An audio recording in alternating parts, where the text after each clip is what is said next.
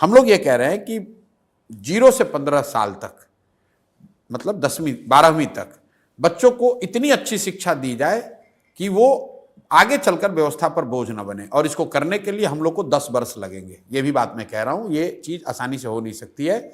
इसको करने में करीब 5 लाख करोड़ रुपया खर्च होगा।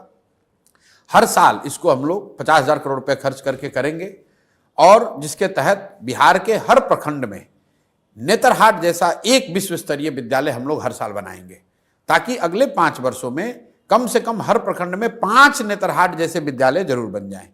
अब आपका ये सवाल होगा, तब तक जब तक आप ये सुधार करोगे तब तक अभी जो बच्चे पढ़ रहे हैं उनका क्या होगा? उसके लिए हम लोग कह रहे हैं कि अगर आपके पास आपके इलाके में सरकारी स्कूल अच्छा नहीं है तो आप अपने बच्चे को प्राइवेट स्कूल में भेजिए। उसका फीस एक रेगुलेटेड फीस सरकार भरेगी। तो जन स्वराज की शिक्षा को लेकर ये जो सोच है कि 15 साल से कम उम्र के बच्चों को इतनी अच्छी शिक्षा दी जाए ताकि वो व्यवस्था पर आगे चलकर बोझ ना बने। और अच्छी शिक्षा देने के लिए rather than making school in every village, we are saying कि हर प्रखंड में 5 से 10 अच्छे विद्यालय बनाए जाएं और लोगों को बस की सुविधा दी जाए, स्कूल बस की, ताकि बच्चे अच्छे स्कूल तक पहुंच सकें। और जब तक ये व्यवस्था को बनाने में जो 5 साल समय लगे, 10 साल, तब तक लोगों को प्राइवेट स्कूल में पढ़ने का ऑप्शन दिया जाए। दूसरी बात जो हम लोग कर रहे हैं रोजगार की, 15 साल से 50 साल की उम्र के लोगों को अब वापस आप पढ़ाकर डॉक्टर इंजीनियर नहीं बना सकते हैं। उनके हाथ में स्वरोजगार के लिए पूंजी दिया जाए। 3 बातें जो हम लोग कह रहे हैं, रोजगार कैसे आएगा। पहला बात हम लोग कह रहे हैं कि उसको पूंजी दिया जाए। बिहार में पूंजी की बहुत कमी है। पूंजी की कमी इसलिए है कि हर साल बिहार से करीब करीब 2 से 2.5 लाख करोड़ रुपया बैंक ट्रांसफर कर रहे हैं दूसरे जगह।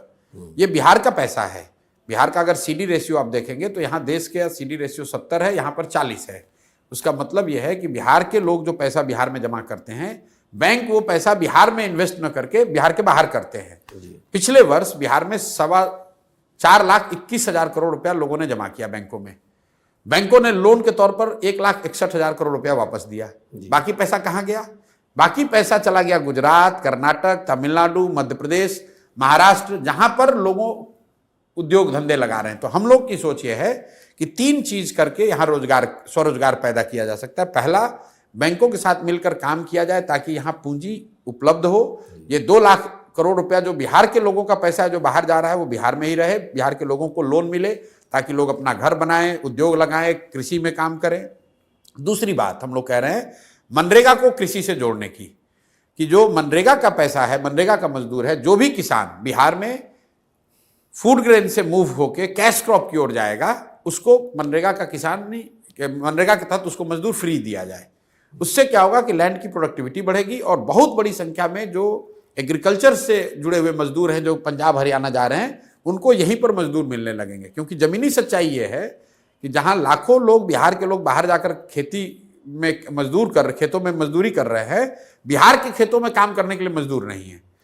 तीसरी बात हम लोग कह रहे हैं कि बिहार में हर साल कम से कम 1 लाख परिवारों को 4% के ब्याज पर लोन दिया जाए, ताकि ये लोग इंटरेस्ट सबवेंशन स्कीम लाने की बात कर रहे हैं, ताकि 6,000 करोड़ रुपया या 7,000 करोड़ रुपया अगर सरकार पैसा दे दे ब्याज उनके बिहाफ में, और 4,000 करोड़ रुपया अगर जनता दे, तो 1 लाख करोड़ रुपया लोगों के हाथ में मिलेगा स्वरोजगार। तो हम लोग का मंत्र जो है वो शिक्षा और स्वरोजगार, पैसा और पूंजी, ये 2 चीज से बिहार का सुधार हो सकता है। जब लोगों को शिक्षा होगी और उनमें काम करने के लिए उनके पास पूंजी होगा तो अपने आप बिहार में तरक्की होगी, अपने आप रोजगार आएगा, पलायन रुकेगा।